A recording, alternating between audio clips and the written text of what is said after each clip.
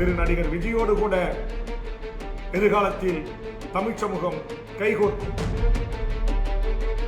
அதிமுக நிக்குது, திமுக நிக்குது, நாலணி நிக்குது.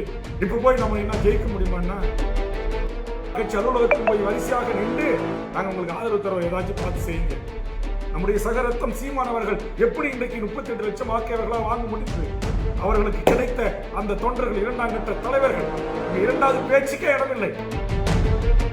உறுதியாக சொல்லுகிறேன், இந்த தேர்தலோடு இந்த கூட்டணி சகாப்தம் முடிய போகிறது. அது என்னை வளர்த்து ஆளாக்கிய மருத்துவர் ஐயாவாக இருக்கலாம், மருத்துவர் அன்புமணியாக இருக்கலாம், அண்ணன் திருமாவளவனாக இருக்கலாம், அது செந்தமிழின் சீமானாக இருக்கலாம். ஆனால் இன்றைக்கு நான் அறுதியிட்டு உறுதியாக சொல்லுகிறேன், இந்த தேர்தலோடு இந்த கூட்டணி சகாப்தம் முடிய போகிறது. 2031ஆம் ஆண்டு தமிழக வாழ்வுரிமை கட்சி இடம்பெற்றிருக்கிற அமைச்சரவைதான் தமிழ்நாட்டில் அமையும். அதற்கான அத்தனை அரசியல் நகர்வுகளையும் நான் மேற்கொண்டு வருகிறேன். ஆதலால் சொல்லுகிறேன், எதிர்காலத்தில் தமிழ்நாட்டில் இன்றைக்கு பிரிந்து கிடக்கிற தனித்து நின்று தேர்தலை சந்திக்கின்ற அத்துறை அரசியல் கட்சி தலைவர்களும் ஒரு குடையின் கீழ் கொண்டு வருகிற அந்த மகத்தான பணியை வேல்முருகன் ஆகிய நான் பொறுப்பெடுத்துக் கொண்டு நானே அந்த தலைவர்களின் இல்லங்களுக்கு தேடி சென்று அவர்களை சந்தித்து, அது என்னை வளர்த்து ஆளாக்கிய மருத்துவர் ஐயாவாக இருக்கலாம், மருத்துவர் அன்புமணியாக இருக்கலாம், அண்ணன் திருமாவளவனாக இருக்கலாம், அது செந்தமிழின் சீமானாக இருக்கலாம். ஏன் நான் சொன்ன 5 ஆண்டு காலம் 10 ஆண்டு காலத்திற்கு அரசியல் பக்குவப்பட்டு தமிழ்நாட்டில் நம்மளோடு கரங்கோர்த்து அரசியல் செய்ய தயாராக தன்னை தயார்படுத்திக் கொண்டார் என்று சொன்னால், தன்னுடைய கூட்டத்தை அரசியல் படுத்தி விட்டார் என்று சொன்னால், திரு நடிகர் விஜயோடு கூட எதிர்காலத்தில் தமிழ் சமூகம் கைகோர்க்கும். அதனால் எனது அருமை உறவுகளே, இன்றையிலிருந்து தமிழ்நாட்டில் இருக்கிற பிரிதொரு எந்த ஒரு அரசியல் கட்சியினுடைய தலைவர்களையும், தமிழர் தலைமைகளையும், தமிழ் ஆளுமைகளையும், அவர்கள் என்ன வேண்டுமானாலும் என்னை திட்டட்டும், அவர்கள் என்ன வேண்டுமானாலும் என்னை விமர்சனம் செய்யட்டும். கண்டிப்பாக தமிழ்நாட்டில் இருக்கிற எந்த ஆளுமைகளும் அப்படி என்னை இதுவரையிலும் ஒரே ஒரு இடத்தில் கூட வாய் திறந்து பேசியது இல்லை. ஒரே ஒரு தலைவர், பாமக தலைவர் அன்புமணி பண்டூட்டிலே வந்து என்னை தோற்கடிக்க வேண்டும் என்பதற்காக, பாவம் அவருக்கு புலிவெண்டா அந்த நேரத்தில் பேச்சு அவ்வளோ வராது. அப்ப அதிமுக பிரமுகர்கள் ஒருவர் தப்பா என்னை பத்தி வேணும்னே எழுதி கொடுத்து அன்புமணி அவர்களுக்கும் எனக்குமான ஒரு கருத்து மோதலை உருவாக்கிவிட்டு அதன் ஊடாக பாட்டாளி மக்கள் கட்சி தொண்டர்களை உசுப்பேத்தி அந்த அவருடைய வெற்றியை எளிதாக்கிக் கொள்வதற்காக அங்கே அதிமுக ஒரு யாரோ ஒருவன் எழுதி கொடுத்ததை வைத்துக் கொண்டு அந்த புலிவெண்டா பேசுகின்ற போது, முற்படுகின்ற போது அதை பார்த்து விட்டு அவரும் ஏதோ என்னை குறித்து தவறாக பேசிவிட்டார். அதற்கு பிறகு நேரடியாக அவர் என்னை சந்தித்த போது நான் அவரை சந்தித்த இடங்களிலே அந்த வருத்தத்தை குறித்து அவரும் பகிர்ந்து கொண்டு, என்னப்பா அந்த கோவம் இன்னும் உனக்கு போகலையா, என்கிட்ட பேச மாட்டியா என்று அவர் என்னை தோலை கட்டி அணைத்த நிகழ்வுகள் எல்லாம் இருக்கிறது. தொலைபேசியில் என்கிட்ட பேசிய நிகழ்வுகள் எல்லாம் இருக்கிறது. ஆதலால் நாம் இப்போது எந்த சூழலுக்கு தள்ளப்பட்டிருக்கிறோம்? நம்முடைய வளர்த்த ஐயா எப்படி இருக்கிறார்? நான் வளர்ந்த அல்லது நானும் சேர்ந்து வளர்த்த பாட்டாளி மக்கள் கட்சி எந்த நிலைமைக்கு தள்ளப்பட்டிருக்கிறது? இன்னைக்கு பிஜேபி போல் திமுக போல் தொடர்ந்து நிலைத்து நின்று அது பணி செய்கிறது. சில இயக்கங்கள் காணாமல் போகிறது, சில அரசியல் கட்சிகள் காணாமல் போகிறது. ஏன்? நான் பிறந்த சமூகத்தில் எத்தனை அரசியல் கட்சிகளை நடத்தினார்கள், எத்தனை ஜாம்பவான்கள் உருவானார்கள்? யாராவது நீடித்து நிலைத்து நீடிக்க முடிந்ததா? ஒரு நாட்டுடைய முதலமைச்சராக வருபவன் தான், தன் குடும்பம், தன் பிள்ளை, தன் உறவுகள், தொப்புள்குடி உறவுகள், அண்ணன், தம்பி, மனைவி, மச்சா, பங்காளி, அங்கு முங்காளிக்கு சொத்து சேர்க்க வேண்டும் அல்லது ஆசாபாசங்களுக்கு இடம் கொடுக்க வேண்டும் என்று இல்லாமல் ஒரு நேர்மையாளவன் இந்த நாட்டுடைய முதலமைச்சராக அமருகின்ற போது இந்த மண்ணில் அனைத்தும் தலைகீழான மாற்றத்திற்கு மாற்ற முடியும், உருவாக்க முடியும், மாற்றமைக்க முடியும். அதற்கான பணிகளை நான் மேற்கொண்டிருக்கிறேன். அதற்கான விதைகளை தூவி வருகிறேன். அதற்கான அந்த அடித்தளத்தை நான் அமைத்து வருகிறேன். அதனால் இப்போது சென்றிருந்தால் அதிமுகவில் 3 எம்எல்ஏ கொடுத்திருப்பாங்க, கொஞ்சம் பல்ல கடிச்சிட்டு இருந்தா திமுகவிலே 2 எம்எல்ஏ கிடைச்சிருக்கும், இல்ல ஒரு 2 கவுன்சிலர் சீட்டு கொடுத்திருப்பாங்க உள்ளாட்சி தேர்தலில் என்று எதிர்காலத்தில் இந்த நாட்டுடைய மிக உயர்ந்த பதவிகள் காத்திருக்கிறது.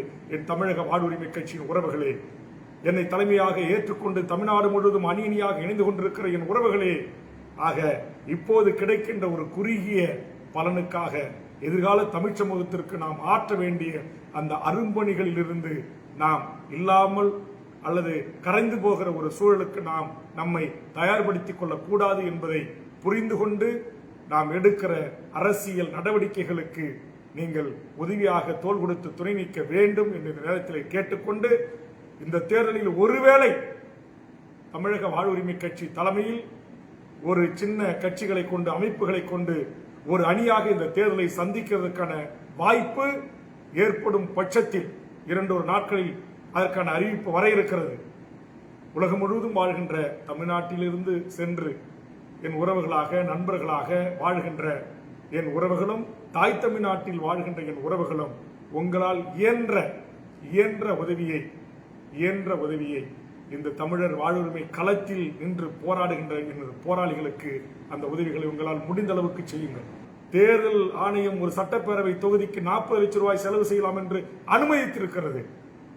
அதிலே ஒரு 4%, ஒரு வெறும் 4 லட்சம் ரூபாய் கூட செலவு செய்ய முடியாத நிலையில்தான் நம் கட்சியினுடைய தொண்டர்கள் இருக்கிறார்கள், நம் கட்சியினுடைய நிர்வாகிகள் இருக்கிறார்கள். எந்த இடத்திலும் நான் என் கட்சியினுடைய நிர்வாகிகளும் கட்டாயப்படுத்தி அதிலே இவ்வளவுதான் தர வேண்டும் என்று எப்போதும் கட்சி தலைமை கேட்டது இல்லை.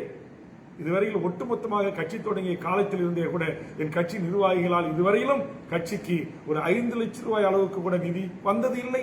எப்படியாவது அண்ணனிடத்தில் பேசி அதிமுக கூட்டணிக்கு அழைத்து வாருங்கள் என்று சொல்வது, அல்லது நடிகர் விஜயோடு செல்லலாம் என்று சொல்வது. நம்முடைய சகரத்தம் சீமான் அவர்கள் எப்படி இன்றைக்கு 38 லட்சம் வாக்கை அவர்களால் வாங்க முடிந்தது?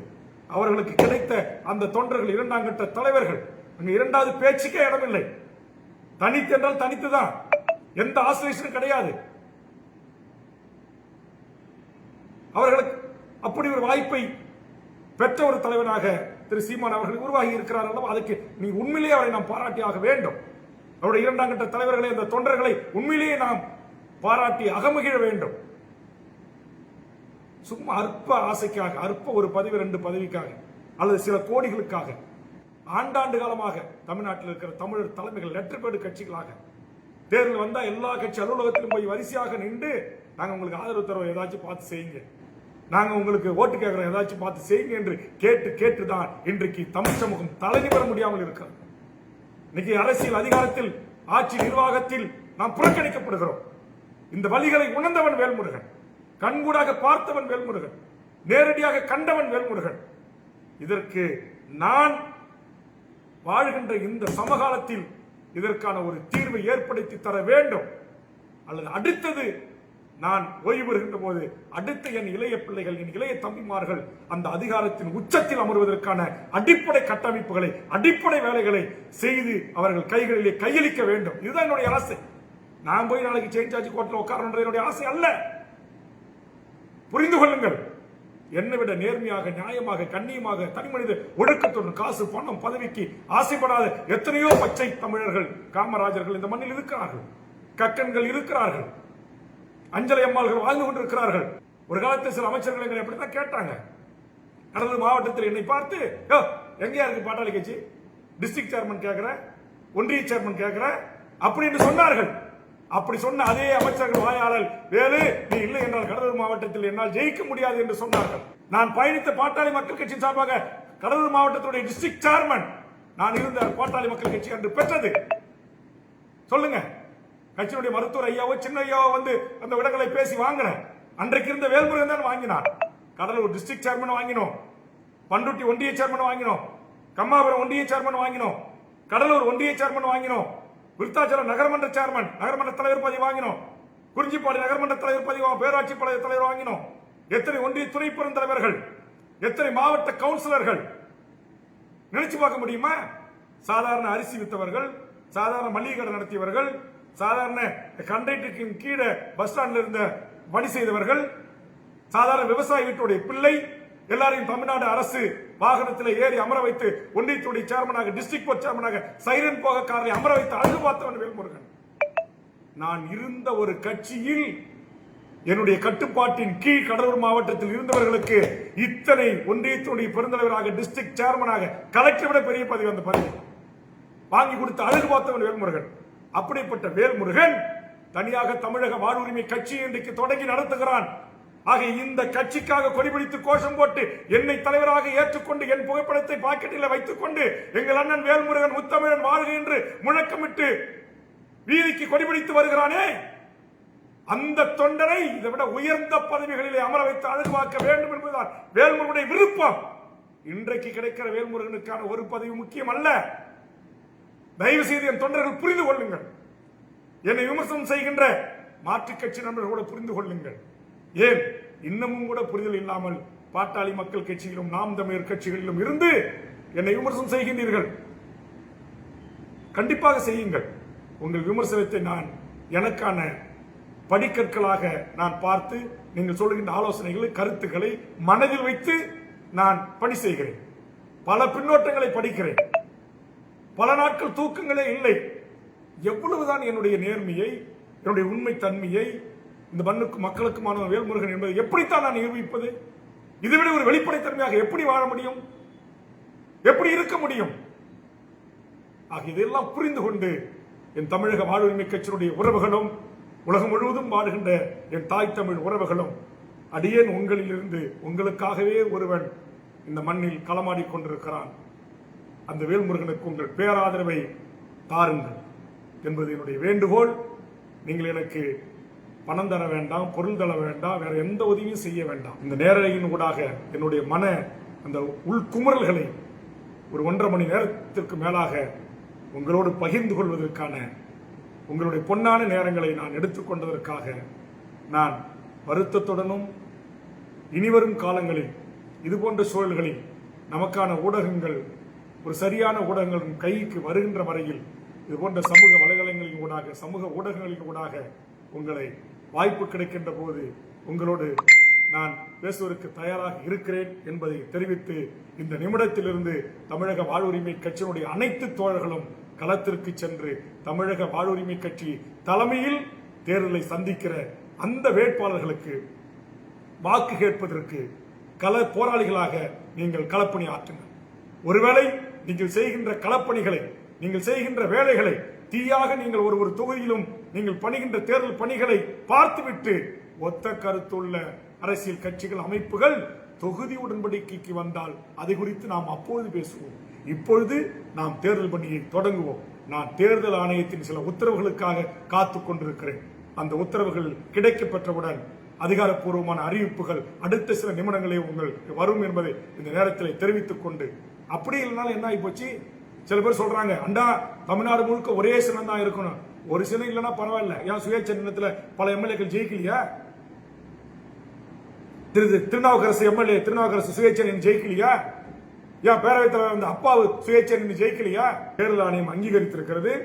நாம் சில இடங்களிலே வங்கி லோன் கடனை ஏற்பாடு செய்து கொண்டிருக்கிறோம். வங்கியின் ஊடாக உங்களுக்கான அடிப்படை செலவுகளுக்கு கட்சி தலைமையின் சார்பாக காசோலையாக வழங்குவதற்கான ஒரு பணியிலும் நான் ஈடுபட்டுக் கொண்டிருக்கிறேன். என்னால் முடிந்த ஒரு 1 லட்சம் சுவரொட்டியோ, ஒரு 1 லட்சம் துண்டறிக்கையோ, இல்ல இந்த 15 நாள் சுத்தறதுக்கான ஒரு ஆட்டோ வச்சு கொடுப்பதையோ கூட நான் செய்து தருகிறேன் என்று சொன்ன பிறகும் சிலர் சுணக்கம் காட்டுவது, தயக்கம் காட்டுவது, விஜய் நிக்கிறாரு, அதிமுக நிக்குது, திமுக நிக்குது, 4 அணி நிக்குது, இப்ப போய் நம்ம என்ன ஜெயிக்க முடியுமான்னா இன்னும் உடனே தான் ஜெயிக்கணுமா? ஏன் ஒரு 2 நாளா 3 தேர்தலில் தோத்துருக்கிறேன், ஜெயிக்காம விட்டுட்டுனா ஒவ்வொரு தேர்தலையும் தோற்று அடுத்த தேர்தலில் வெற்றி, அடுத்த தேர்தலில் தோல்வி, அடுத்த தேர்தலில் வெற்றி. இப்படிதான் நானே தலைவராக இருக்கிறேன். என்னையே நீங்கள் முன்னித்தியாராக ஏன் பார்க்க மறு